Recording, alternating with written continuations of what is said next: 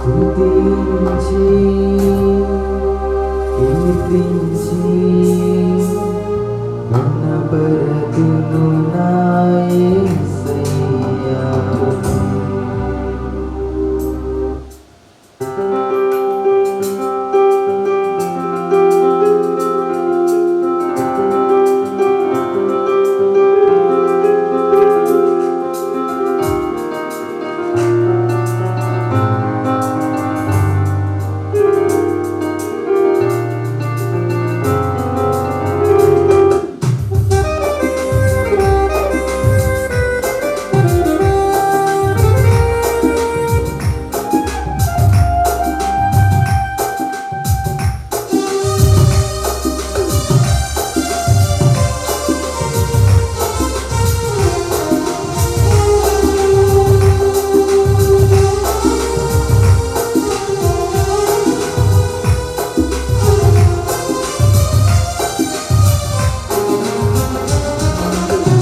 స్తుతించి కీర్తించి ఘనపరతును నా యేసయ్యా. స్తుతించి కీర్తించి ఘనపరతును నా యేసయ్యా. నీవే నా ఆరాధన యేసయ్యా.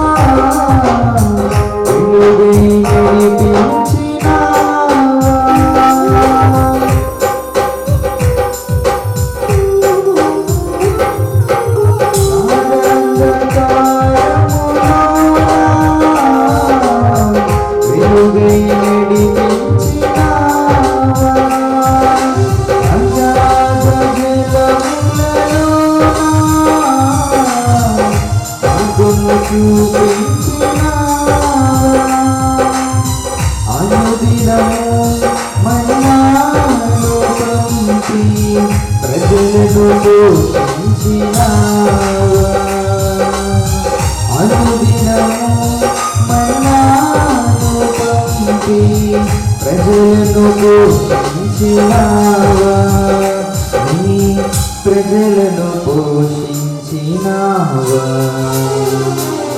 స్తుతించి కీర్తించి ఘనపరతును నా యేసయ్యా.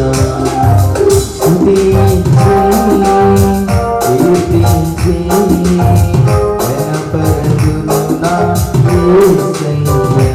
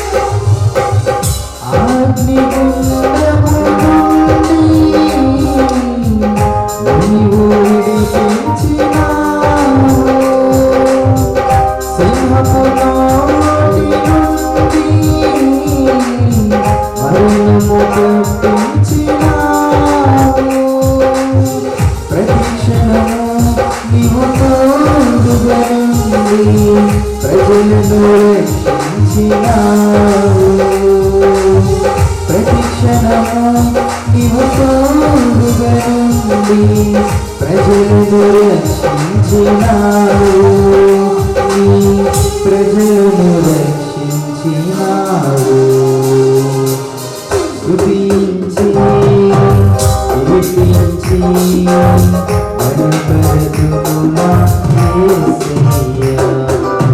స్తుతించి కీర్తించి గణపరతుము నా యేసయ్యా.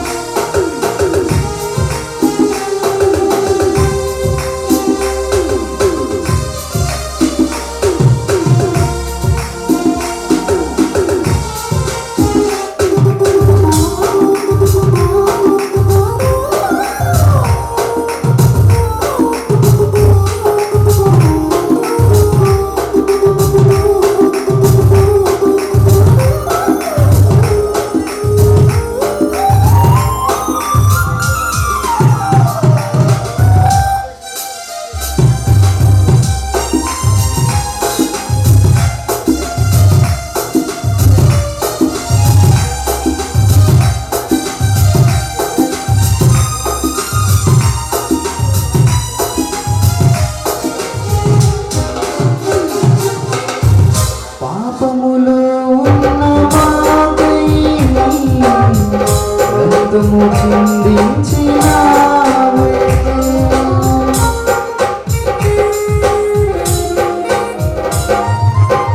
పాపములో ఉన్న మాకై రక్తము చిందించినావే. మరణములో ఉన్న మాకై సిలువలో మరణించినావే. అనుదినము మాతో నీవుండి మమ్ము నడిపించు దేవా. అనుదినము మాతో నీవుండి మమ్ము నడిపించు దేవా. నరముకు నడిపించు దేవా. స్తుతించి కీర్తించి గణపరతుము నా యేసయ్యా. స్తుతించి కీర్తించి గణపరతుము నా యేసయ్యా. నీవే నా ఆరాధన యేసయ్యా. నీవే నా స్తుతి పాత్రుడా నా యేసయ్యా. నీవే నా ఆత్మలో ఆనందమయ్యా. నీవే నా గీతమకరందమయ్యా. స్తుతించి కీర్తించి గణపరతుము నా యేసయ్యా. స్తుతించి కీర్తించి గణపరతుము నా యేసయ్యా. హల్లెలూయా.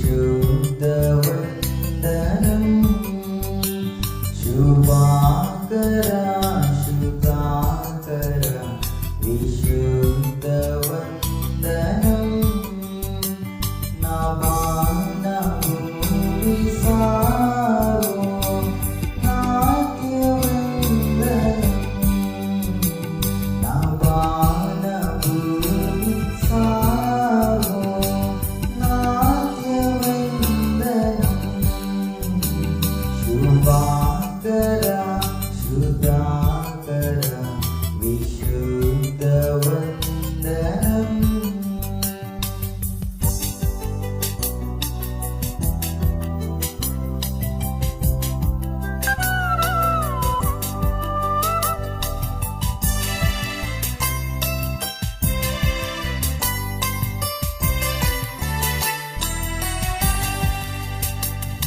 యెహోవా శ్రేష్ఠ జనక నీకు నిందయు గనుడి. యెహోవా శ్రేష్ఠ జనక నీకు నిందయు గనుడి. మహోన్నతుడ దివ్యుడ ఘన మహిమ సంస్తుతి.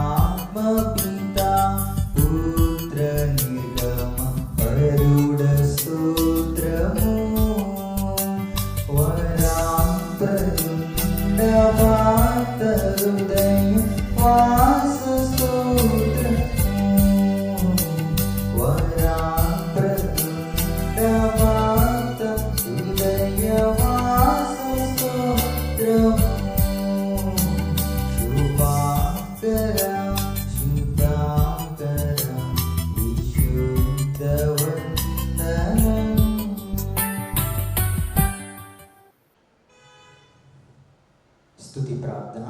ఓ దేవా, తండ్రిగాను కుమారుడుగాను పరిశుద్ధాత్మగాను ప్రత్యక్షమైన తండ్రి, నీ ప్రత్యక్షమితమైన నీకు అనేక స్తోత్రములు. ఇప్పుడు నిన్ను ఆరాధించే కృపా సమయము దయచేసినందుకు వందనములు. దోదులో పరలోక పరిశుద్ధులు నిన్ను స్తుతించినప్పటికీ మా స్థుతులు కూడా కోరుకొంచు నీకు అనేక స్థుతులు. నీవు కలిగి చేసిన సమస్త సృష్టిని బట్టి నీకు ఘనత కలుగుచున్నది. సృష్టి పాటు మేము నీకు నమస్కరించుచున్నాము. ఆరాధన పొడిగిన నీకు కీర్తి కలిగినట్లు ఇక్కడ విషయంని దీవించుమని ప్రభు ద్వారా వేడుకొనుచున్నాము. ఆమేన్.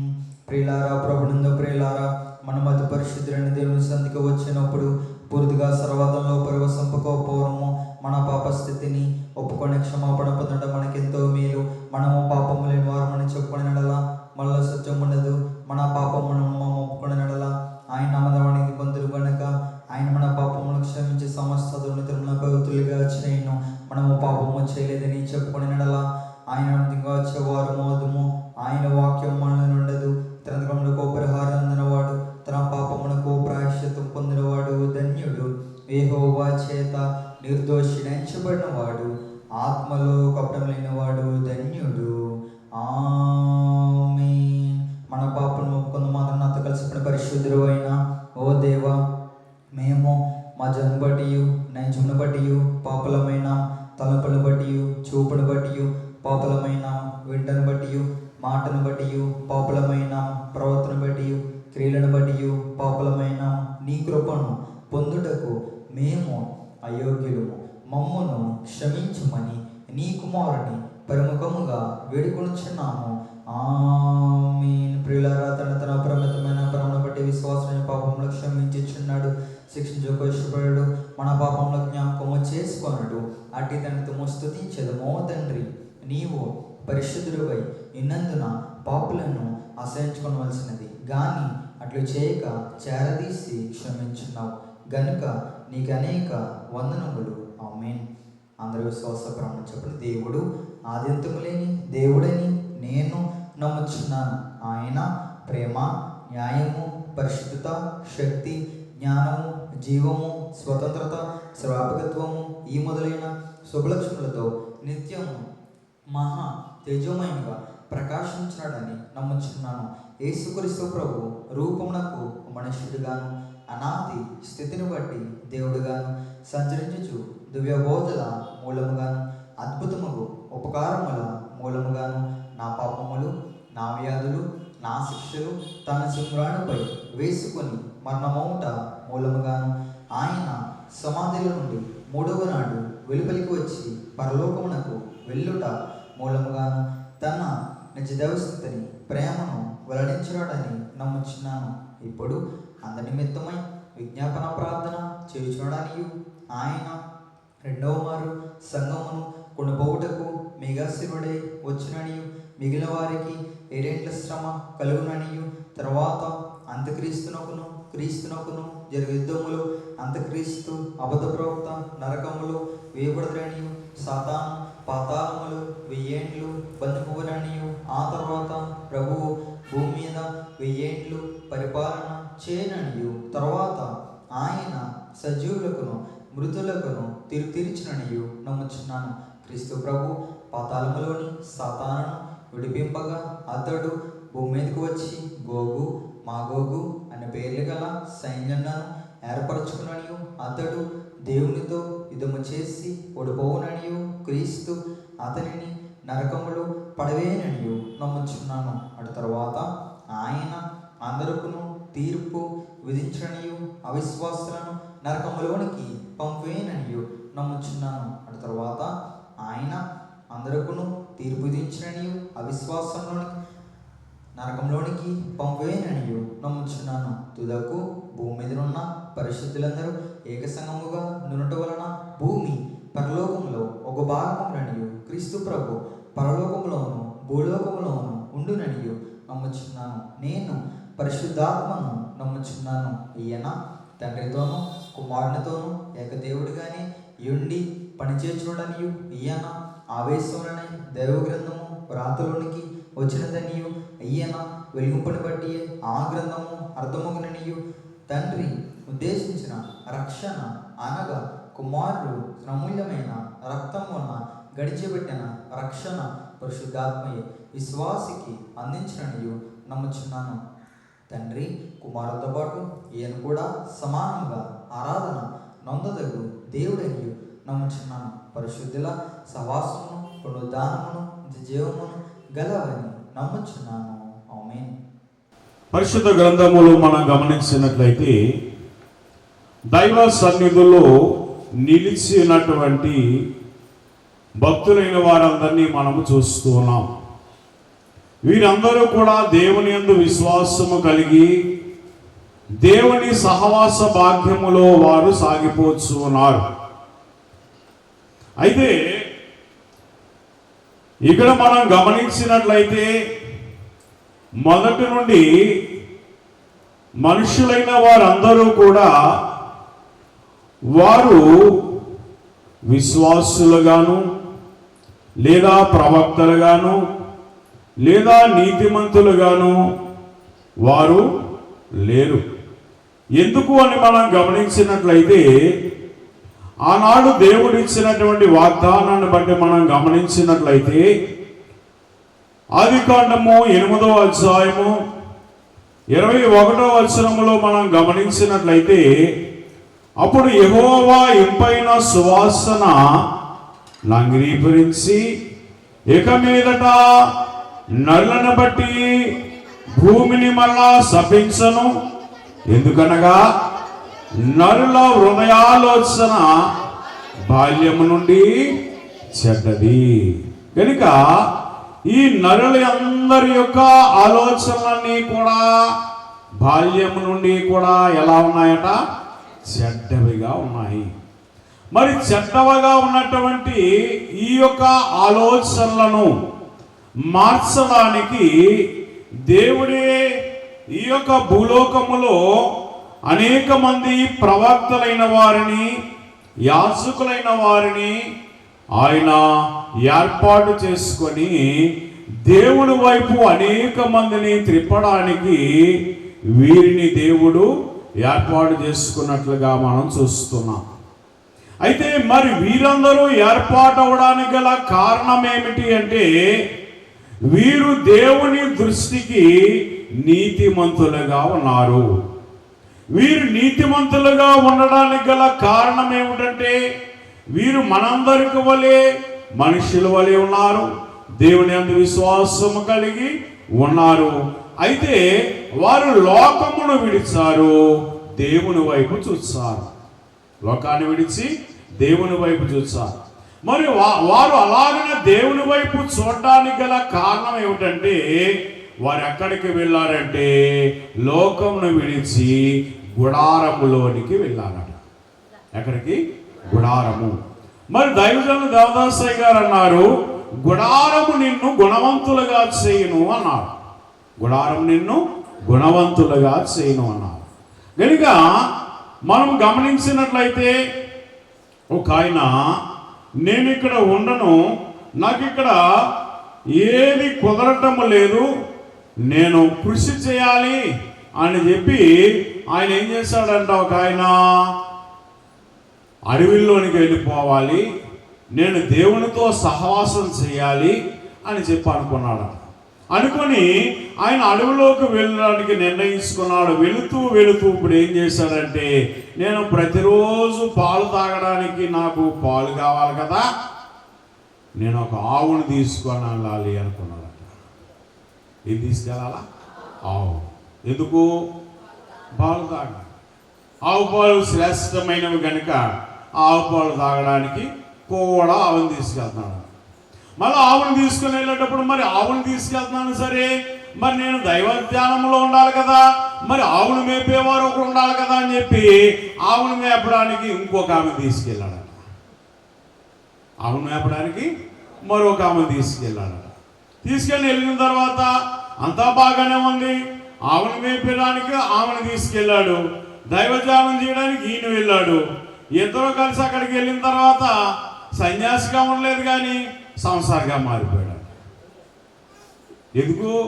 అక్కడికి వెళ్ళినా కానీ ఏం తప్పలేదు ఏమా, సంసారిగానే ఉన్నా. అంటే మనం ఇప్పుడు చేయవలసిన పని ఏమిటంటే, అయ్యగారు రాశారు కదా, ఎన్ని తిరిగినా పోవో పోవో పాపంబోలు, ఎంత ఏడ్చినా పోవో పోవో, ఎన్నాళ్ళు పోయాలే చేసిన పోవు, అన్ని చేసిన క్రీస్తు నాలో నమ్మిన గాని, దేవాదేవుని బ్రొక్కలేని ఓ ప్రియులారా, దేవరాజుని గొల్వారాని. కనుక నీవు ఎక్కడికి వెళ్ళినా కానీ నీ పాపపు మనసు, నీ పాపపు ఆలోచన, నీ పాపము నడవడిక మారకపోతే నీవెక్కడికి వెళ్ళినా పాపమే నిన్ను వెంటాడుతుందట. కనుక ఎన్ని తిరిగినా, ఎంత ఏడ్చినా, ఎన్ని పుణ్యకార్యములు చేసినా ఈ పాపములు పోవు గాని, అన్ని చేసినా క్రీస్తునందు నీవు నమ్మిన యెడల అన్నీ తొలగిపోతాడు. దేవుని స్తోత్రం.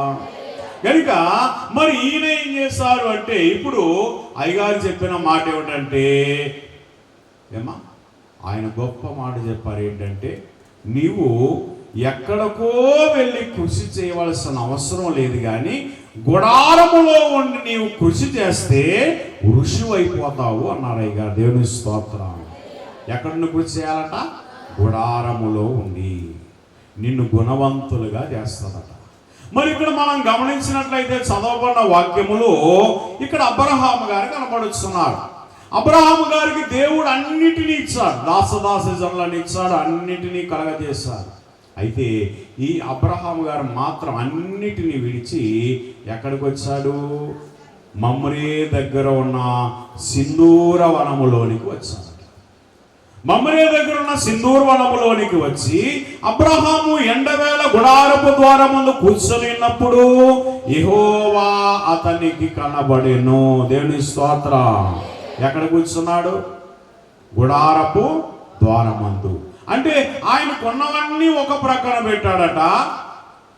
ఆయన దేవునితో సహవాసం చేయడానికి మరొక ప్రక్కకు వచ్చాడంట.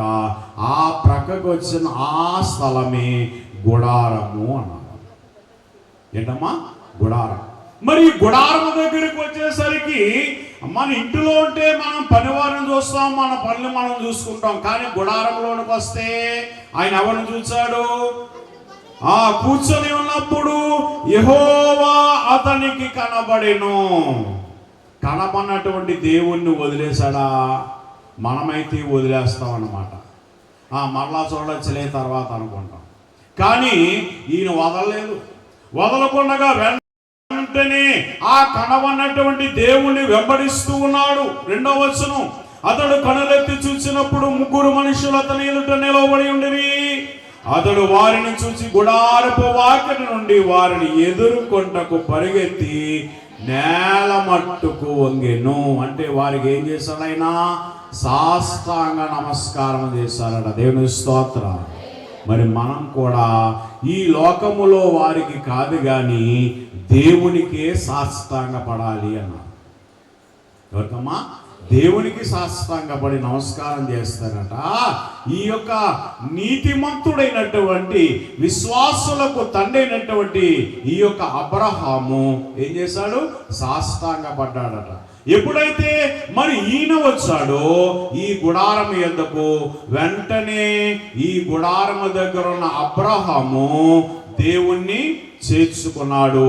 మరి దేవుడు ఏం చేశాడంటే ఆయనకున్న లోటు తీర్చాడట. దేవుని స్తోత్రం.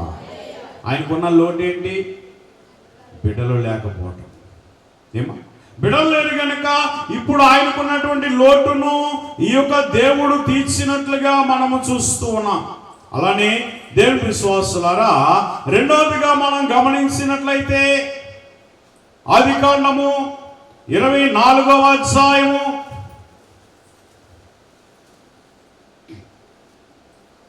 6వ వచనం చదవనమ్మా.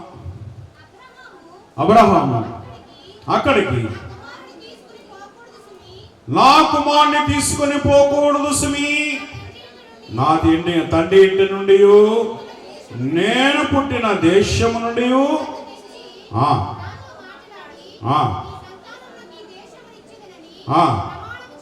ప్రమాణము చేసి నాతో చెప్పిన పరలోకపు దేవుడగు యెహోవా తన దూతను నీకు ముందుగా పంపును.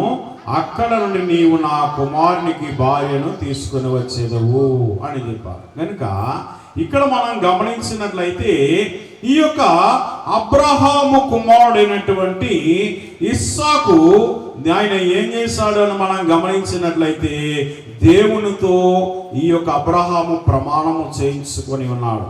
ఎందుకంటే దేవుని చేత ఏర్పరచబడినటువంటి నా కుమారునికి ఒక కుమార్తె కావాలి అని చెప్పన్నాడు. అయితే ఇక్కడ మనం గమనించినట్లయితే దేవుని విశ్వాసులారా, ఇక్కడ దేవుడు ఇస్సాకు ఎడల కూడా ఒక చక్కటి గుడారమును ఆయన ఏర్పాటు చేసుకున్నాడు.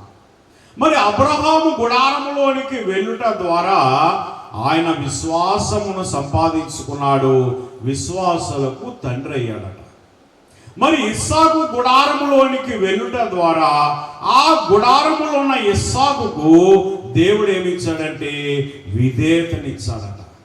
ఏమిచ్చాడమ్మా? విధేయత. మరి మనకి కూడా విధేయత నీవు కలిగి ఉన్న ఎడల దేవుడు ఇచ్చినటువంటి గొప్ప ఆశీర్వాదాన్ని మనం పొందేవారముగా ఉండగలమట. కనుక దేవుని విశ్వాసులారా, ఇలాగ మనం గమనించినట్లయితే ఇస్సాకు దేవుని సన్నిధిలో దేవునితో సహవాసము చేయడం ద్వారా ఆయన ఏం సంపాదించుకున్నాడంటే విధేయతను సంపాదించుకున్నాడు. మరి నీకు కూడా విధేయత కావాలి అంటే మనం కూడా ఎక్కడ ఉండాలి అమ్మా? దేవుని సన్నిధి గుడారములోనికి వెళ్ళాలి. అలానే దేవుని విశ్వాసులారా, ఆదికాండము 31వ అధ్యాయము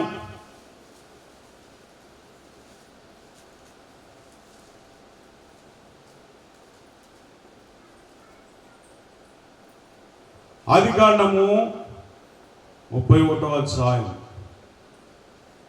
25వ వచనం ఒకసారి చదువుకుందాం అమ్మా. 31వ అధ్యాయము 25వ వచనం. లాబాను యాకోబును కలుసుకొనెను. యాకోబు తన గుడారము ఆ కొండ మీద వేసుకొని ఉండెను. లాబానును తన బంధువులతో గిలాదు కొండ మీద గుడారము వేసుకొనెను. దేవుని స్తోత్ర.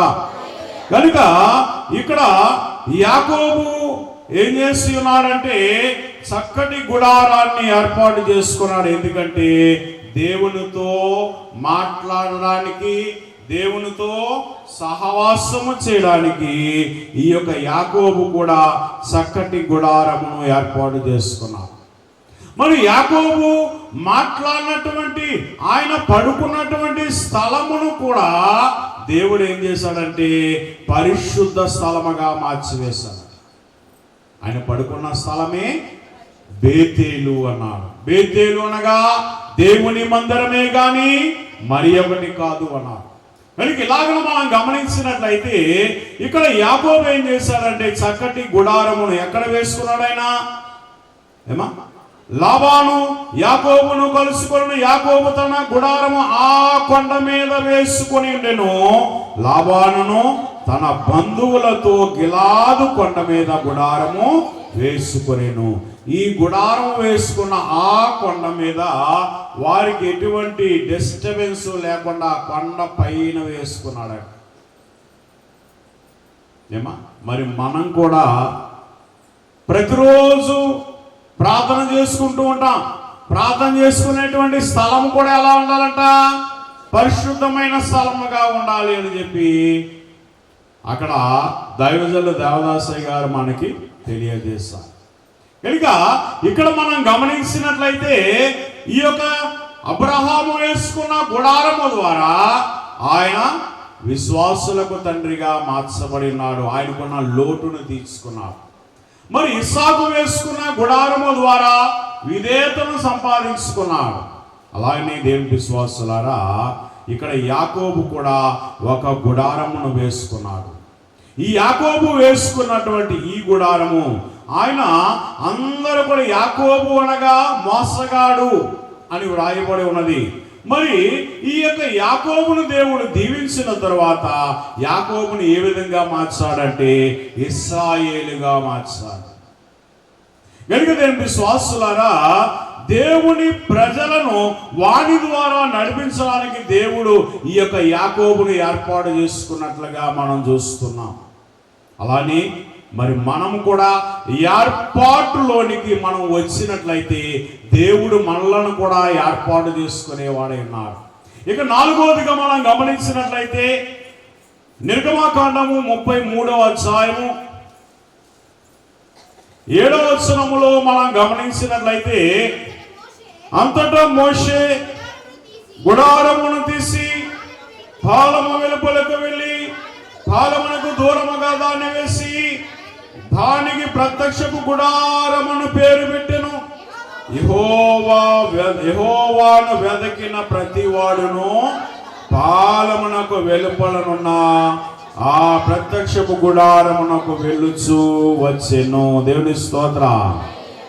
మరి ఇశ్రాయేలు వారు అందరితో కూడా కలిసి ఉన్నారు వీరు. కానీ వీరితో కాదు, కానీ మరి వేరొక ప్రక్కన దేవుడు ఈ యొక్క మోషే గారి ద్వారా ఒక చక్కటి గుడారమును ఏర్పాటు చేసుకున్నారు.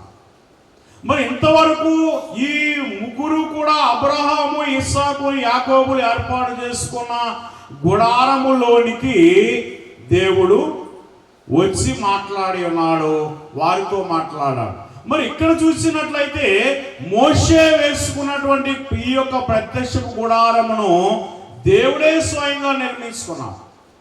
దేవుడే స్వయంగా ఈ యొక్క మోషే గారి ద్వారా నిర్మించుకున్నాడు.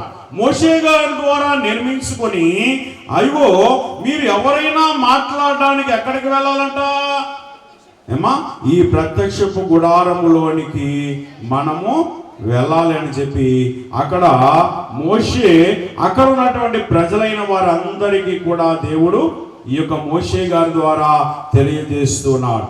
అయితే ఇదే మోషే ఆయన చేసినటువంటి పని ఏమిటంటే, దేవుడితో మాట్లాడడానికి ఆయన ఎక్కడికి వెళ్ళాడంటే సీనాయి కొండ మీదకి వెళ్ళాడంట. ఇది ఎవరితో మాట్లాడడానికి? మనుషులతో మాట్లాడడానికి. మరి దేవుడు మోషేతో మాట్లాడడానికి ఎక్కడ తీసుకెళ్ళాడు? సీనాయి కొండ మీదకి తీసుకెళ్ళి వెళ్ళాడు. అక్కడ ఒక గుడారమును వేసుకున్నాడు. ఏమా, ఆ యొక్క కొండంతా కూడా ఆయన దిగి వచ్చే సమయానికి ఆ కొండంతా కూడా దేనితో నింపబడి ఉందంటే అగ్నితో నింపబడి ఉన్నది అన్నారు. దేవుని స్తోత్రం. ఆ కొండ అంచు అంటుకున్నా కానీ అక్కడ అంటుకున్న ప్రజలైన వారు అక్కడే మరణిస్తారట. ఎందుకు అంత అంటే ఆ అగ్నిని తట్టుకొనగలిగే శక్తి ఉన్నవారైతే దాన్ని ముట్టవచ్చు. అంటే ఆ శక్తి ఎవరికి ఉందంటే మోషేకి ఒక్కడికే ఉన్నది, మరి ఎవరికి కూడా అటు శక్తి లేదు. కలిగి విశ్వాసులారా, ఇలాగ మనం గమనించినట్లయితే అటువంటి పరిశుద్ధాత్మ శక్తిని నీవు కలిగి ఉన్నట్లయితే దేవుడు నీవు కూడా ఆ స్థలములో నిలిచి ఆయనతో సహవాసం చేయగలిగే శక్తిని నీవు సంపాదించుకుంటావట. ఏమా, అలానే మరి దైవజనులు దేవదాసయ్య గారు ఇచ్చినటువంటి గుడారం మనకు ఒకటి ఉండే, ఏంటది? సన్నిధనే గుడారము. మరి సన్నిధనే గుడారము ఎవరి గృహములో అయితే ఉన్నదో ఆ గృహములో ఆ సన్నిధి గదిలోనికి వెళ్ళి నీవు ఎప్పుడైతే ప్రార్థన చేస్తావో వెంటనే దేవుడు ఆ సన్నిధి గదిలో నీకు ఏమిస్తాడు? ప్రత్యుత్తరం ఇచ్చేవాడే ఉన్నాడు. ఏమా, మొదట దైవజనులు దేవదాసయ్య గారు చేసి ఆ తర్వాత ఆయన మనకి ఈ సన్నిధనే గుడారాన్ని మనకి ఇచ్చి ఉన్నాడు. ఇచ్చిన తర్వాత మరొకటి ఏమంటున్నానంటే, అయ్యగారు ఇదిగో మీకు కలిమి కావాలంటే ఈ కొలిమిలోనికి రండి అంటున్నారట. కలిమి కావాలంటే ఈ కొలిమిలోనికి రండి. ఈ కొలిమి అనగా కాల్చివేసేది. కానీ అయ్యగారు వేసినటువంటి కొలిమి ఏమిటంటే కాల్చివేసేటువంటి కొలిమి కాదంట, శుద్ధి చేసే కొలిమి అన్నారు. ఏం శుద్ధి చేస్తుంది అమ్మా? మనలో ఉన్న పాపములు, మనలో ఉన్న అయోగ్య స్థితి, మనలో ఉన్న మంద స్థితి, నిష్ఫల స్థితి, అపజయము, అపనమ్మిక అనేటువంటి వాటన్నిటి నుండి విడిపించేది దైవ సన్నిధనే గుడారము అన్నారు. కనుక ఈ గుడారంలోనికి వచ్చినటువంటి మనము ప్రతిరోజు ఆయనతో సహవాసం చేసినట్లయితే, మరి అబ్రహాం గారు ప్రతిరోజు కూడా ఎక్కడికి వచ్చారు? ఈ మమ్రే దగ్గర ఉన్న సింధూర వనంలోనికి వచ్చి ఆయన ప్రతిరోజు ప్రార్థన చేసేవాడు. మరి నీవు కూడా అలాగన ప్రార్థన చేసినట్లయితే నీ ప్రార్థన కూడా దేవుడు అంగీకరించేవాడే. అంటే నువ్వు ప్రార్థన చేసే స్థలము ఎటువంటిదై ఉండాలంటే పరిశుద్ధ స్థలమై ఉండాలి. కనుక అబ్రహాము దేవునితో మాట్లాడడానికి గుడారములోనికి వెళ్ళాడు. అలాగనే ఇస్సాకు దేవునితో మాట్లాడడానికి ఆయన కూడా ఒక గుడారమును ఏర్పాటు చేసుకొని విధేయతను సంపాదించుకున్నాడు. అలానే దేవుని విశ్వాసులారా, మోషే కూడా గుడారములోనికి వెళ్ళాడు, దేవునితో మాట్లాడుతూ ఉన్నాడు, ఆయన యొక్క రూపమును మార్చుకున్నాడు.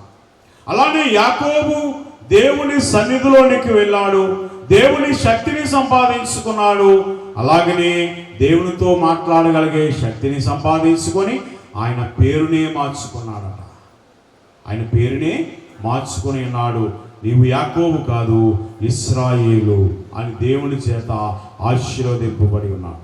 అలానే దేవుని విశ్వాసులారా, మరి మనము కూడా దైవ సన్నిధి అనే గుడారములోనికి మనము కూడా ప్రతిరోజు వెళ్ళి మనము కూడా దేవునితో మాట్లాడగలిగేటువంటి ధన్యత తండ్రి మనందరికి దయచేయను గాక. ప్రతి వారు మోకరించడమా.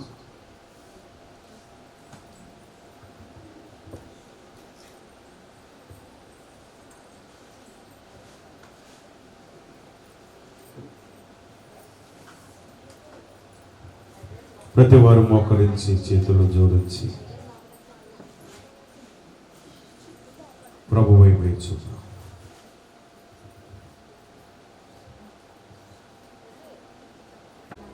సకల యుగములలో అక్షరును అదృశ్యుడను రాజునైన మా పావన పరలోకపు తండ్రి, మా గొప్ప దేవా, నీ మహిమ కలిగిన ఉన్నతమైన నామమునకు వందనములు స్తోత్రములు చెల్లించుకొంచున్నాం.